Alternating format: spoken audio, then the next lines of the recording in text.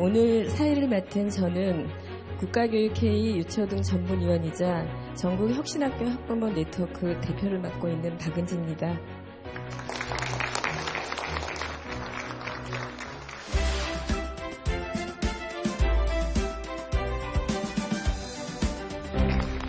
네, 먼저 이렇게 축제와 행사도 많고 나들이 하기에도 굉장히 좋은 이 10월에 저희 세션에 함께 하시기 위해서 오신 여러분들 정말 감사드립니다. 바로 이어서 한 OECD 국제교육 컨퍼런스 세션 2를 시작하도록 하겠습니다. 한 OECD 국제교육 컨퍼런스는 저희 국가가 교육을 책임진다는 의미에서 대통령 직속으로 운영되고 있는 국가교육회의의 올해 주요 활동 중에 하나입니다. 그리고 이번 세션 그러니까 새로운 사회, 그다음에 새로운 학교 교육은 세션은 저희 국가교육회의에 고민을 담아 마련했습니다. 학생들이 삶의 주인이 되어 학습과 진로를 계획하고 실현할 수 있는 새로운 학교 체제의 어떤 의제와 방향과 의제를 도출하고 그다음에 핀란드 교육과정의 개혁과 실행 사례를 나누어보기 위해서 마련되었습니다. 먼저 세션 1의 첫 번째로 발제를 맡아주실 분은 김대현 위원장입니다. 김대현 위원장님께서는 새로운 미래사회와 새로운 학습체제에 대해서 발제해 주시겠습니다. 위원장님을 따뜻한 박수로 맞이해 주시기 바랍니다. 김대현 위원장님께서는 현재 국가교육회의 유초등 전문위원장이시자 부산대학교 교수님으로 재직하고 계십니다. 교수님께 발제 부탁드리겠습니다.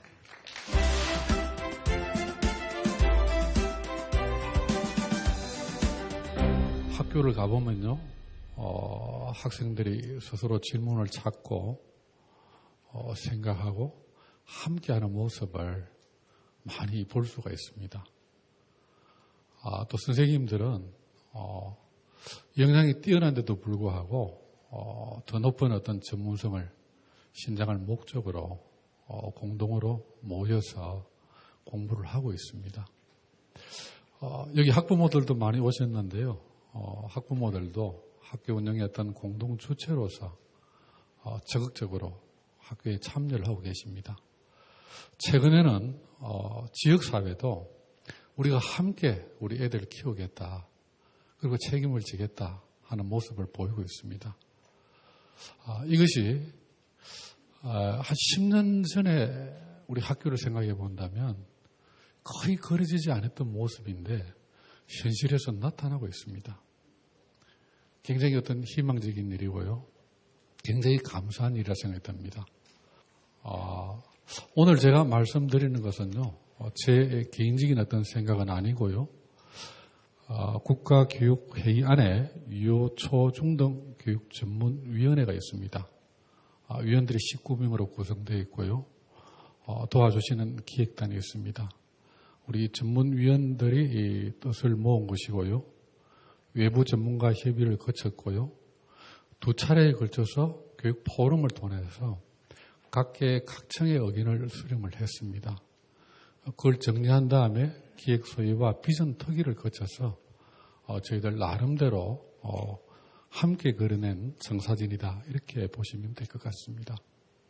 학교가 많이 달라지긴 했지만은 학교의 어떤 변화에 큰 걸림돌을 꼽으라고 한다면 훨씬 많겠죠. 근데 제가 한 5가지로 이렇게 정리를 했습니다. 아직까지 우리가 고등학교와 대학의 어떤 세율화 때문에 여전히 학교가 경쟁 중심 체제에 닫혀 있습니다. 그래서 성공한 학생들은 지나친 우월감을 가지고요. 패배한 학생들은 좌절과 무력감 속에 빠져 있습니다. 하루빨리 이와 같은 경쟁 중심 체제가 협력 체제로 바뀌어 나가야 되지 않을까 싶고요. 민주시민 교육이 지금 출발하고 있습니다만 여전히 좀 소양이 부족하다, 이런 생각이 들고요. 많이 개선이 되었습니다만은 여전히 이 관료주의와 권위주의가 사라지지 않고 있습니다. 그리고 전문가의 어떤 기여, 전문가들의 어떤 전문적인 어떤 식견은 대단히 중요하지만은 전문가 주의에 잡혀서는 안 되겠다 이런 생각이 들고요. 또 국가의 역할이 대단히 중요합니다. 국가가 교육에 대한 권리도 있고요, 의무도 있고요, 책임도 있습니다. 그렇지만은 폐쇄적이고 극단적인 어떤 국가주의는 극복돼야 되지 않을까 이런 생각을 해봅니다. 그래서 새로운 학습체제 구축을 위한 6가지 원칙을 주체성 회복과 사회적 적합성을 제고하고 공공성과 공정성을 회복하고 창의성과 유연성을 신장하고 차치와 연대를 강화하고 양적이고 질적인 과학적인 접근에 바탕을 두고 교육정책이 만들어지고 운영되고 평가되어야 된다. 이런 생각을 하고 있습니다. 이런 6가지 원칙을 앞에 말씀드렸던 4가지 영역에 적용을 해서 어제로 이렇게 찾았습니다. 그래서 비전이라는 것이 다른 것이 아니고요. 정말 학습자, 교사, 학부모, 지역사회가 모두 교육의 주체입니다. 그래서 주체라는 자각의식을 넘어서서 주체로서 어떤 역할과 책임을 가지고 서로 간에 그야말로 어떤 파트너십을 바탕으로 한 협력과 연대를 통해 가야 될 것이다. 이렇게 봤고요. 교육과정이나 교수학습이나 교육평가 학교 공간을 보시면 앞으로 교육과정은 분권과 자치 이념을 토대로 한 방식으로 좀 더 나아가야 되겠다. 이렇게 봤고요.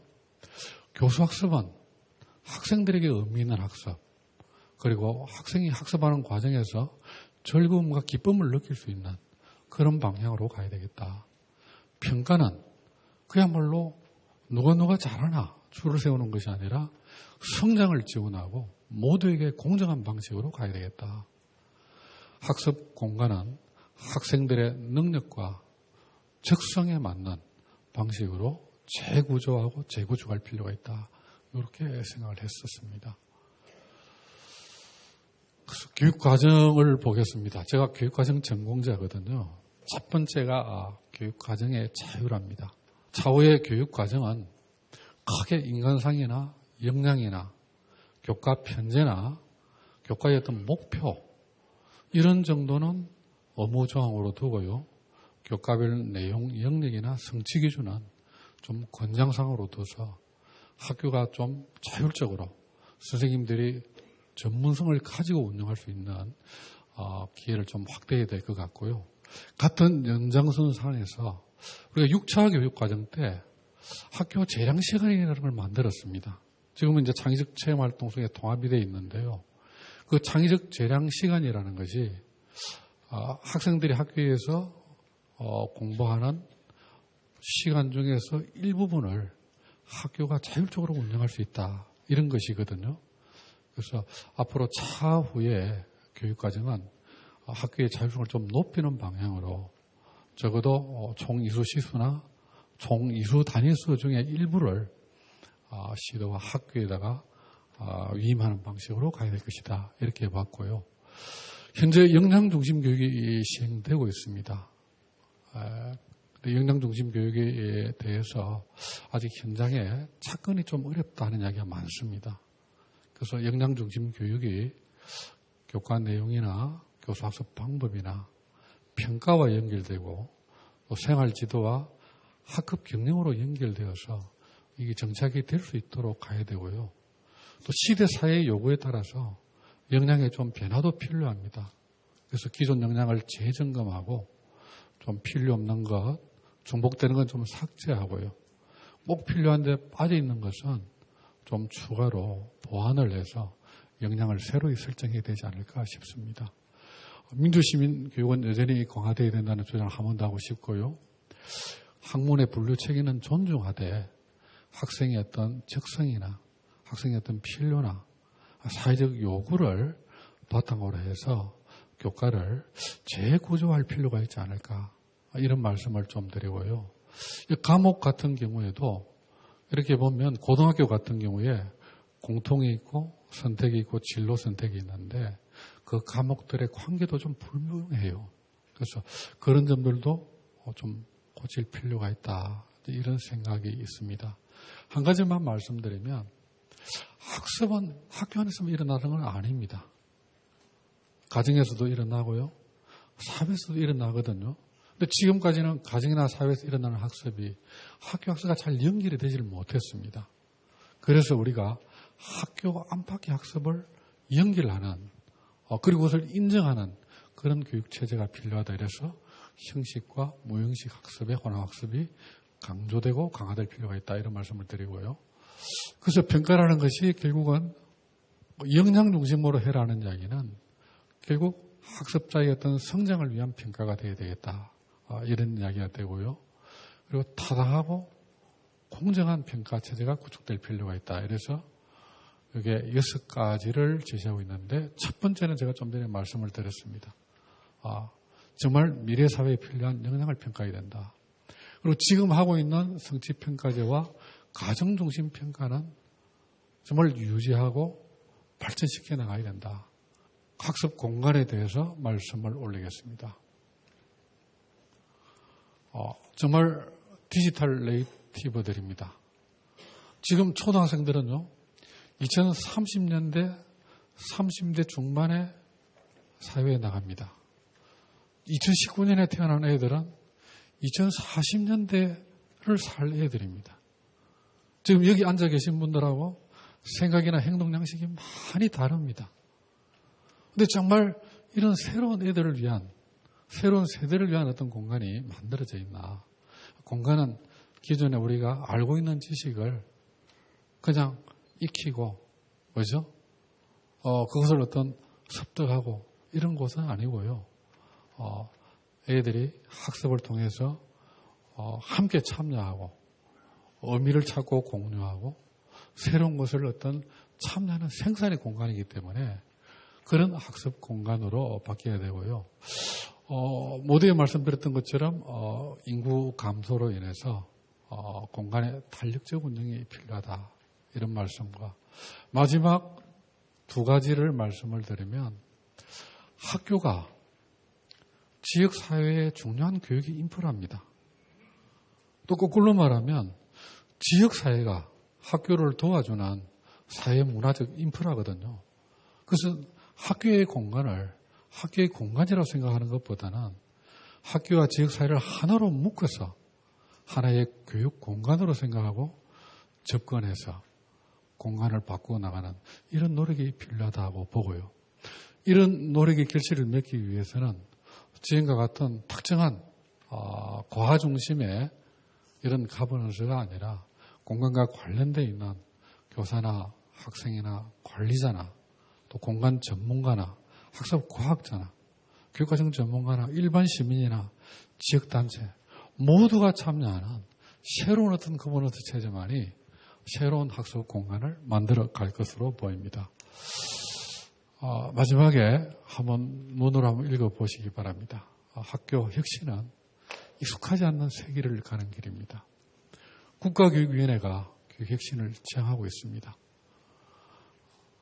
장기적인 관점에서 기획합니다. 국민의 총의와 공감을 바탕으로 합니다.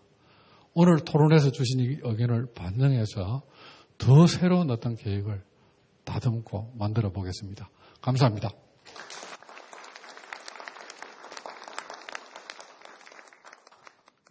네. 위원장님께서 새로운 사회에 대한 전망과 아울러 그것을 준비하고 학습해야 되는 학습 체제에 대한 얘기를 말씀해 주셨습니다. 그리고 특히 교과 이기주의에서 벗어나서 학습자를 중심에 두고 고민한다는 말씀이 굉장히 마음에 와 닿았습니다. 첫 번째로 발제해 주신 위원장님께 다시 한번 큰 박수 부탁드리겠습니다. 네. 그다음에 2번째 발제를 맡아주실 분은 이동성 위원이십니다.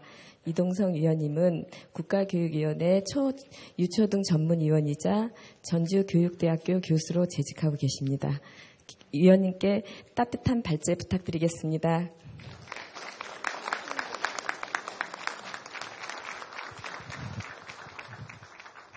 예, 반갑습니다. 예, 전주교대 이동성입니다.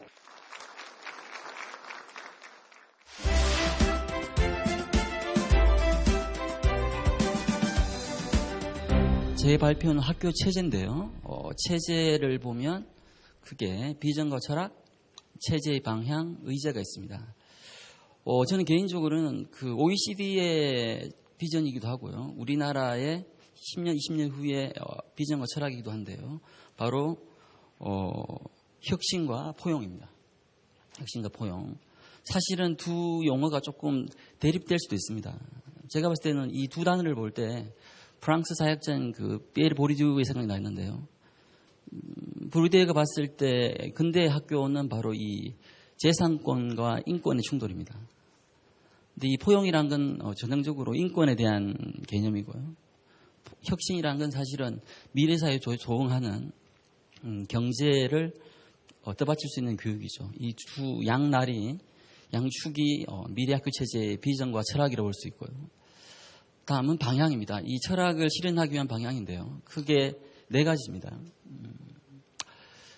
주체성과 창의성은 주로 아까 말씀하신 학습 체제에 대한 방향이라면 오늘 제가 말씀드릴 학교 체제의 핵심 방향은 두 가지입니다. 바로 공공성과 유연성이라는 시줄과 날줄입니다.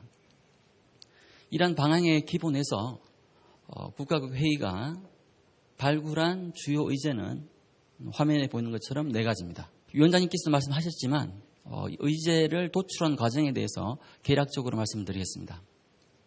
일단 전국 단위의 교육 포럼을 통해서 이른바 2030 학교 체제 교육 포럼을 통해서 주요 의제를 발굴했습니다. 내용으로 들어가겠습니다. 첫 번째, 유아교육의 공공성 강화입니다. 아동의 권리, 아동의 발달, 영유아들의 성장 주체성, 그리고 교육격차의 해소 차원에서 유아교육의 질 관리는 절대적으로 필요합니다. 무엇보다 이 질 관리를 위해서는 유아교육의 체제와 제도를 정비해야 합니다. 구체적인 내용을 보겠습니다. 첫 번째, 유치원을 유아학교로 개칭하는 문제입니다. 이 말은 단순한 언어적인 변화가 아닙니다. 원이란 건 동산원이죠. 그것이 학교로 맞습니다. 그만큼 유아교육의 공공성이 강화되는 것이고요. 또 유치원이 공공성이 강화됨으로써 유아교육이 유초중등교육의 연관성이 강화된다고 볼 수 있습니다. 다만 이 과정에서 유아교육이 의무교육화가 되어야 하는가에 대해서는 상당한 논쟁이 있기 때문에 국민적 합의가 필요한 사안입니다.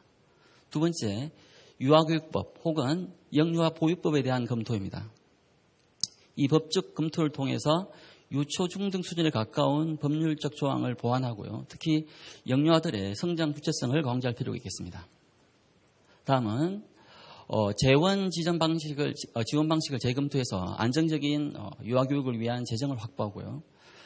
유아교육의 행정 그리고 체제를 정비하는데 예를 들면 시도교육청에 유아교육과를 신설하거나 교육 전문직 등을 확대하는 것도 하나의 대안이 될 수 있겠습니다. 다음은 중장기 과제입니다. 지금 이 주제는 굉장히 논쟁적일 수 있는데요. 10년 그리고 20년을 생각하고 이 아젠다를 의제를 봤으면 좋겠습니다. 첫 번째, 유치원과 어린이집의 통합입니다. 정말 이거 쉬운 일은 아닌데요. 이 통합을 통해서 일원화된 제도가 마련되어야 하고요. 역시 이 과제를 해결하기 위해서는 유보통합 이슈에 대한 대응이 필요한 것 같습니다. 두 번째는 의무교육화 내지는 완전 무상교육입니다. 만약에 유아교육이 의무교육화 혹은 완전 무상교육이 된다면 영유아 돌봄 이슈에 대한 대비가 필요합니다. 다음은 두 번째 의제, 모든 학생들의 성장을 위한 교육권 보장입니다. 첫 번째는 학교 밖 청소년입니다. 유명한 말이 있죠. 모든 아이들은 우리 모두의 아이들이란. 사실 저는 학교에 주로 몸담았기 때문에 학교 밖 청소년들에 대한 삶을 생각하지 못했는데요. 우리의 생각과는 달리 학교 밖 청소년의 수가 해마다 늘어나는 것입니다. 이제는 이 아이들을 더 이상 방치할 수 없습니다. 다음은 농어촌 지역 소규모 학생들의 교육 권리 혹은 학습권에 대한 보장입니다. 먼저 작은 학교에 대한 우리의 전제, 고정관념을 되돌아볼 필요가 있습니다. 어떤 면에서 학교가 작아지는 건 절반의 성공일지도 모릅니다. 왜냐하면 동서고금을 막론하고 좋은 학교의 필요 조건은 작은 학교였기 때문입니다. 또한 작은 학교는 지방 소멸을 막기 위한 최후의 보루가 될 수도 있고요. 존 롤스가 이야기했던 민주적 평등을 실현하기 위한 국가적 기구일 수 있습니다. 구체적 방안으로는 학교와 마을을 연결하는 것입니다. 이 학교와 마을의 연결을 통해서 학생의 사회적 자본을 확충하고 애교심을 넘어서 애향심으로, 또한 학교를 기반으로 한 지역경제의 활성화도 도모해 볼 수 있겠습니다. 또한 지역 단위를 중심으로 유, 초, 중 등 교육을 연계하는 작업도 중요합니다. 다만 전 개인적으로 작은 학교 살리기를 강조하는 사람이지만 학교를 살리기 위해서 학교를 살리는 건 바보 같다 생각합니다. 우리가 작은 학교를 존치시키는 이유는 아이들의 학습과 교육을 보장하기 위한 것이죠. 따라서 지역 주민이나 학교에 있는 공동체들이 통폐합에 대해서 반대를 원한다면 우리는 이 정책에 대한 유연성이 필요하다고 봅니다. 구체적으로 국가 수준의 공공성을 지역이나 생활 중심의 공공성으로 전환할 필요가 있습니다. 다음은 특수교육 대상자입니다. 크게 두 가지의 내용으로 이루어져 있습니다. 첫 번째는 특수학교의 추가 설립입니다. 예를 들면 소규모 단일 규모의 특수학교를 통해서 통학에 대한 접근성을 강화하고요. 또 발달 단계에 적합한 특수교육의 제공, 또한 직업교육이나 예술교육 등의 특성화된 특수학교가 필요합니다. 다음은 그들의 발달권이나 학습권 보장입니다.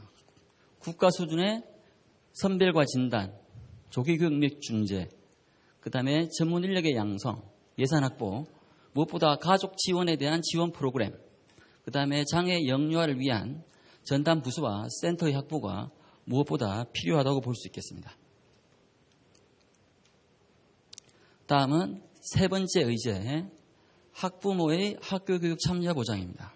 학부모 교육을 의무화해서 학부모들로부터 이 교육에 대한 공동체성, 주체성을 강화하고 연수와 교육을 의무화합니다. 무엇보다 학부모회의 법제화를 통해서 학부모회를 정례화하고 또 활동할 수 있는 공간도 제공하고요. 학교의 예산의 배정 편성권에 대해서 부모님들이 목소리를 내고 또 학교 교육에 참여할 때는 유급 휴가 제도를 고려해 볼 수도 있겠습니다. 또한 학부모 지원센터를 통해서 상담과 컨설팅을 강화하고요. 학부모의 바람직한 활동 방향도 유도할 수 있겠습니다. 물론 현재 교대 교육과정 개편, 4교대 교육과정 개편이나 임용제도를 개편하고 있지만 이 정도로는 이와 같은 난맥상을 해결하는 게 힘들고요. 임용과 양성에 대한 전면적인 체제 개편이 필요하다고 봅니다. 다음은 인사제도 개편입니다. 크게 두 가지의 내용입니다. 첫 번째는 승진제도의 개편입니다. 첫 번째는 학교 활동 중심의 승진제도를 지향하고요. 전직과 보직 개념의 승진 개념을 강조합니다. 또한 학교 자치 기반의 인사제도를 강조하고요. 무엇보다 교장들의 리더십 혹은 전문성을 높이기 위해서 교장 양성 체제의 도입이 필요한 것 같습니다. 새로운 학교 체제의 대의명분이 무엇인가? 대의명분. 저는 한마디로 말하고 싶습니다. 이 체제의 대의명분은 바로 학생의 교육적 성장이라고 생각합니다. 두 번째, 이러한 의제가 실현되기 위해서는 국가교육회의가 출범되어야 하고요. 세 번째, 제가 오늘 우리 국가교육회의가 제안한 아젠다들의 의제가 지나치게 과격할 수도 있습니다. 하지만 우리 선생님들께서도 어떤 정책에 대한 상상력, 유연성을 가졌으면 좋겠고요. 또한 오늘 의제들은 상당히 거친 수준이기 때문에 지속적인 공론화 과정에서 의제를 좀 더 정연화하고 또 국민들의 의견들을 더 많이 수렴해서 보다 정교한 작업을 할 것이라는 것을 약속드리면서 이상 발표를 마치겠습니다. 고맙습니다.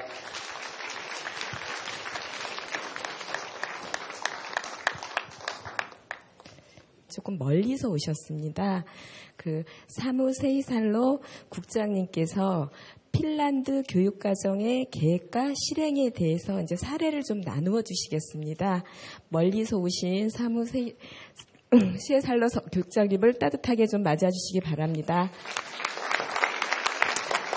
국장님은 1990년대부터 20년 동안 핀란드의 교육과 사회를 위해서 굉장히 헌신하고 계시고요.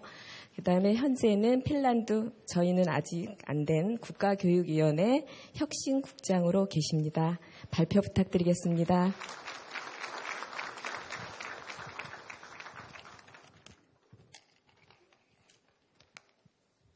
Okay, thank you. Now you have to put the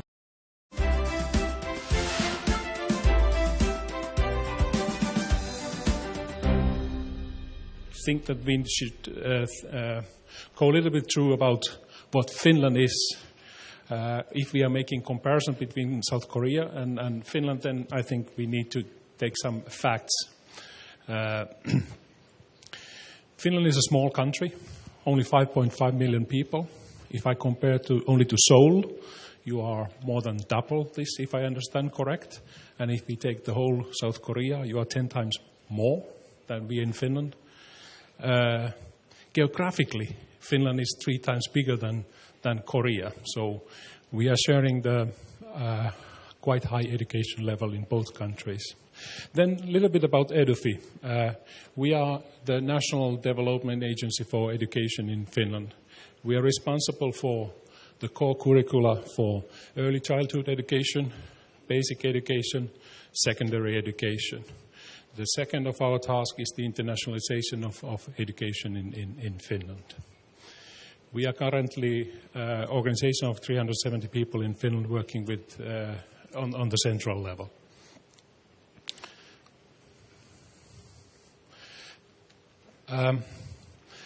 To understand a little bit how we are dealing with national administration is necessary to understand where we are. The Ministry of Education is responsible for preparation of legislation. And in this legislation is the Basic Act on Basic Education. It's the division of minimum number of hours used in our schools, state funding from the government to the municipalities that are organizing the education. So basically, we have basic education for 9 years, and after that you choose either general upper secondary education or vocational education. But what is important here is that you can return from one to the other if you so decide. And that same goes for the universities. We have two systems, academic universities and universities of applied sciences. And if you start in University of Applied Sciences, you can return or you can go to the academic side. So the idea is that there are no dead ends in this system. Then about National Core Curriculum 2016. It was given in 2014, and it's based on the shared values in our education. The first one is equity. We strongly believe that the best school should be the nearest school. We do not like shopping of the schools. So basically, we want to guarantee the resources for the nearest school, that it will be the best school for your kid. What we mean with these transversal competencies, we have chosen 7 competencies that need to be covered in the education. And they are here from ICT competencies to multiliteracy, knowing who you are as yourself. And these are some competencies that everybody leaving the school should have. And the idea is that it's not just for the working life, or it's not just to get grades, but it's for us, everybody, to grow as human beings.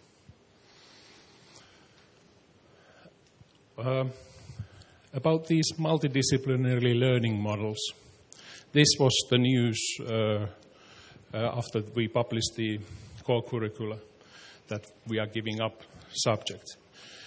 Yes, we are encouraging schools to use each year at least one clearly defined theme, project, or course that is multidisciplinary. when we are facing the fact that there are more immigrants, there is more youngsters needing special support, we need to concentrate on personalized learning paths. And this will make it even more difficult for the local teachers in the schools. And finally, we see the role of schools, a major role in promoting well-being. We are not speaking only about physical education here. We are speaking pupil students as a whole humans, and the well-being of students is one of the most important roles for the schools, because schools are essential in our communities. So thank you. Kiitos.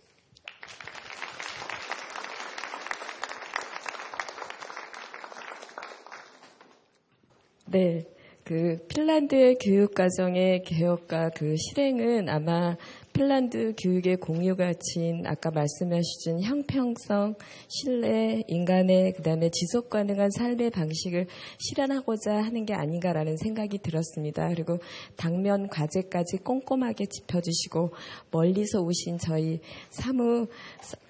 제가 발음이 익숙지 않아서요. 제가 잠깐 사무 세이살러 국장님께 따뜻한 박수 다시 한번 부탁드립니다.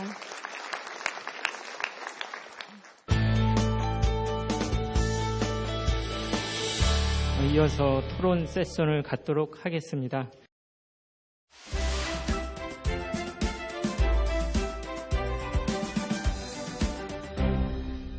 오늘 저희가 세 분의 굉장히 귀중한 그 토론자분들을 모셨습니다. 한 분은 학교 현장에서 오래 계셨고요.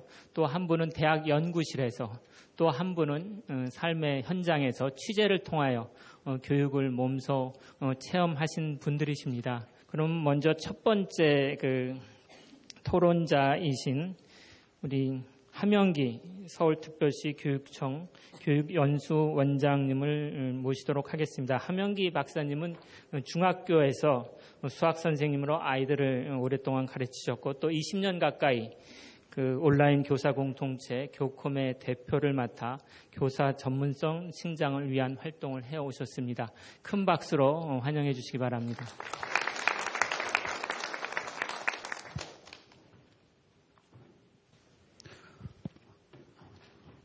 네, 서울교육연수원에 근무하고 있는 함영기라고 합니다.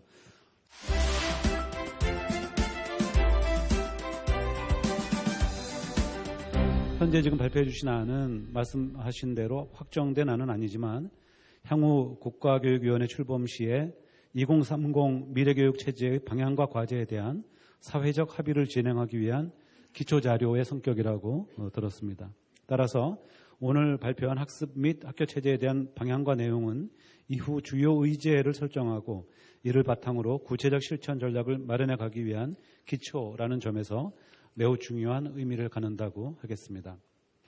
개인적으로 발표자의 의견에 가장 공감하는 것은 사회정서학습의 강화라는 대목입니다.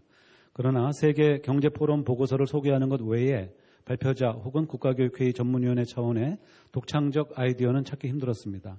사회정서학습과 정의, 공정, 참여와 자치 역량 강화를 위한 시민성 교육이라는 틀에 묶어서 주요 과제로 제시했으면 어땠을까 하는 생각입니다. 발표자는 미래학습의 학습 역량을 중심으로 평가하고 평가 과정에서 학습자의 성장을 도모하며 타당하고 공정한 평가 체제를 구축하자고 얘기합니다. 전적으로 동의를 하고 있고요. 입시제도의 개편은 이해관계를 벗어난 인사들을 중심으로 충분한 토론과 합의를 거쳐서 결정하자라고 말씀하셨는데요. 사실상 이것은 상상 속에서나 가능한 일이라고 봤습니다.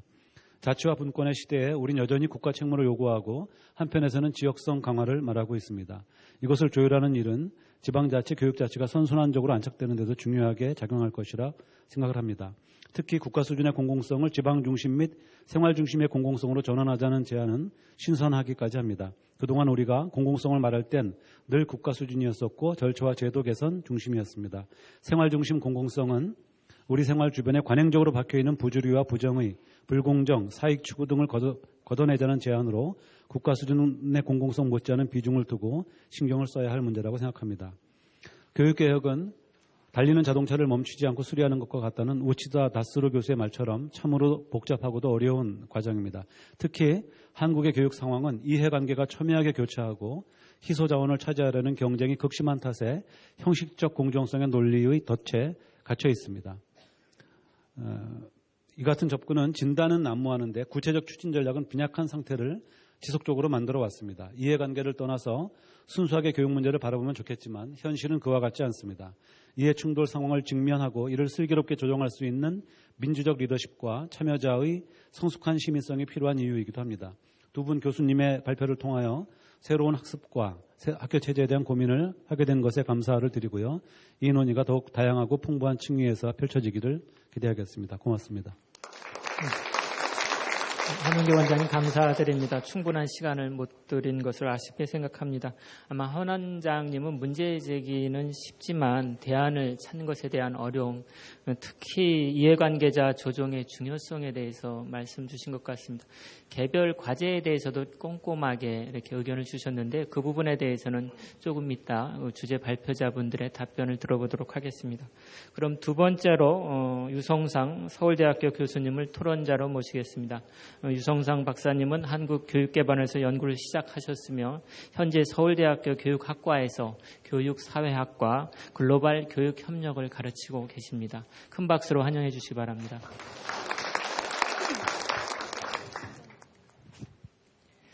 인사드리겠습니다. 유성상입니다.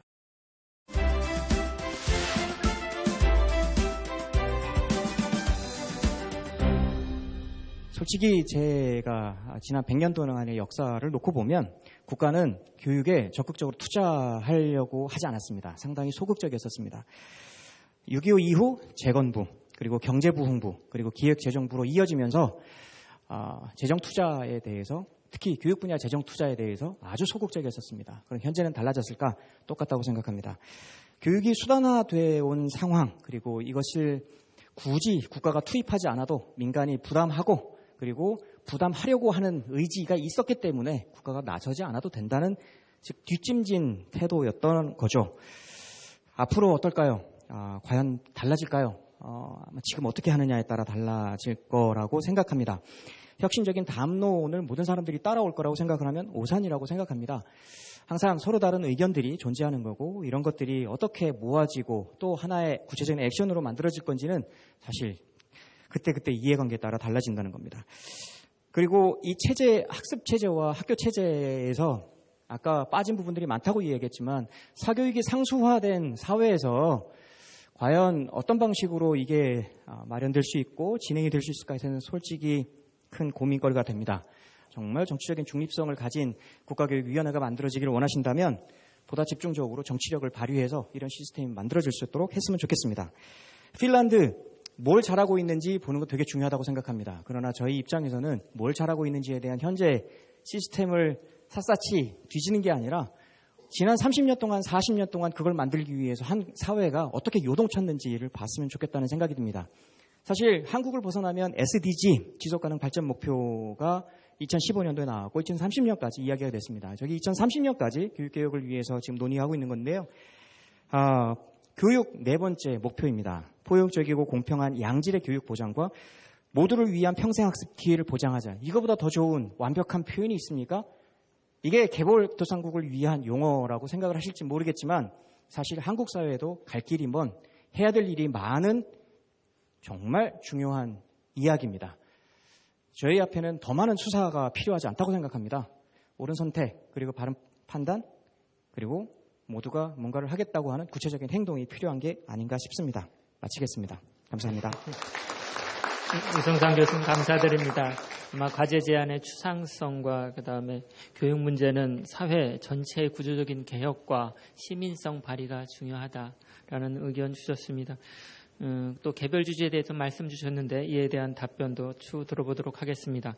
다음 세 번째 토론자인 국민일보 신종수 논설위원님을 모시겠습니다. 신 논설위원님은 사회부 정치부대에서 일선 기자로 활동하셨고 지금은 논설위원으로서 그 이전 직책이 이제 편집국장이셨습니다. 그래서 아마 사회 전반에 대한 그 식견을 가지고 계시고요. 특별히 토론 자료를 미리 보니까 주제 발표와 더불어서 현 작금의 그 교육 현안에 대해서 좋은 고견을 주신 것 같습니다. 큰 박수로 환영해 주시기 바랍니다. 네, 안녕하세요. 네, 국민일보 논설위원 신종수입니다.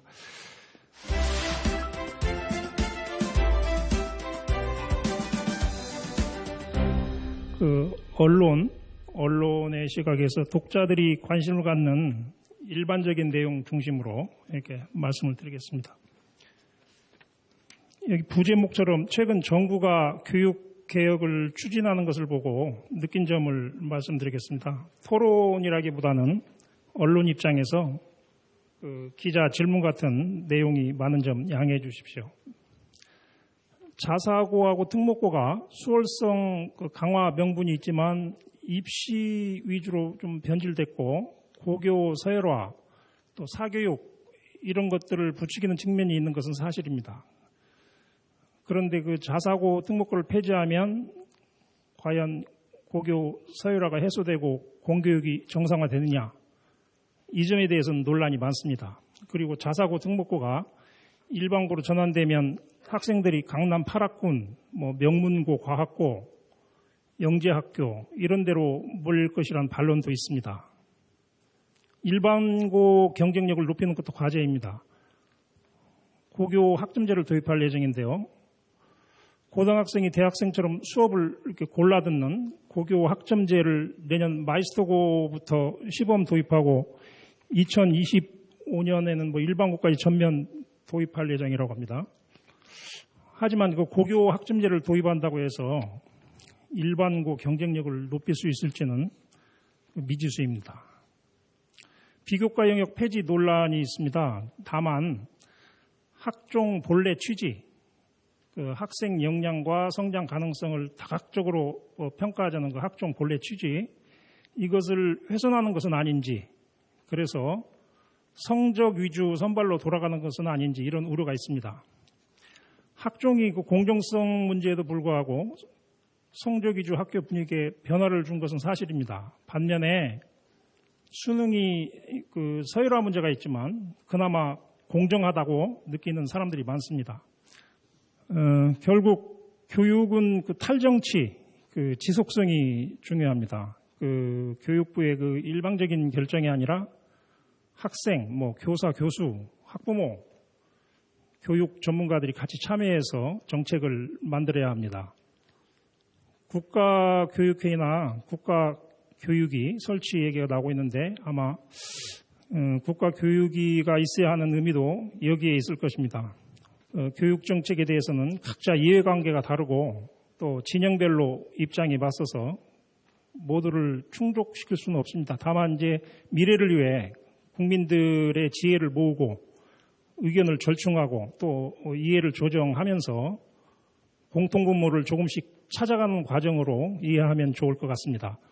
사실 교육 문제는 50% 정도 지지만 받아도 대단히 성공적일 수 있습니다. 결론적으로 국가교육위가 이념과 정치에 휘둘리지 않도록 중립성과 독립성을 확보하고 사회적 합의를 통해서 교육 비전과 중장기 정책 마련하고, 그래서 정권 교체와 상관없이 안정적으로 교육 정책을 추진할 수 있는 시스템을 만드는 것은 매우 중요하다고 생각합니다. 아무쪼록 국가교육위가 성공적으로 안착해서 다음 세대 미래를 열어가는 새로운 학교교육 시대가 오기를 기대합니다. 감사합니다. 네, 신종수 논설위원님 감사드립니다. 그 리비히의 나무 물통의 법칙이라고 있습니다. 그 조각 하나가 낮으면 글로 물이 다 새죠. 저희가 지금 많은 교육 문제를 오늘 이야기했는데요. 또 많은 구상을 했는데요. 과연 어떤 것이 가장 높이가 낮은 나무 조각인지 모르겠습니다. 그것부터 저희가 차근차근 해결해 나가면 좋은 미래 교육이 펼쳐지리라 생각합니다. 오늘 주제 발표자분들과 토론자분들 그리고 무엇보다도 좋은 질의를 해주시고 경청해 주신 멋진 청중분들께 진심으로 감사드립니다. 이상으로 토론을 마치고 마이크를 사회자분께 넘기겠습니다. 감사합니다. 네. 새로운 교육의 길은 너무나도 힘듭니다. 하지만 여기 계신 여러분들이 함께 고민하고 실천한다면 그 길이 결코 애롭지 않으리라고 생각합니다. 장시간 동안 함께 해주셔서 감사하고 그다음에 이 생사를 위해서 여러 지원을 아끼지 않은 대표님과 기관장님께 감사드립니다. 안녕히들 돌아가십시오. 감사합니다.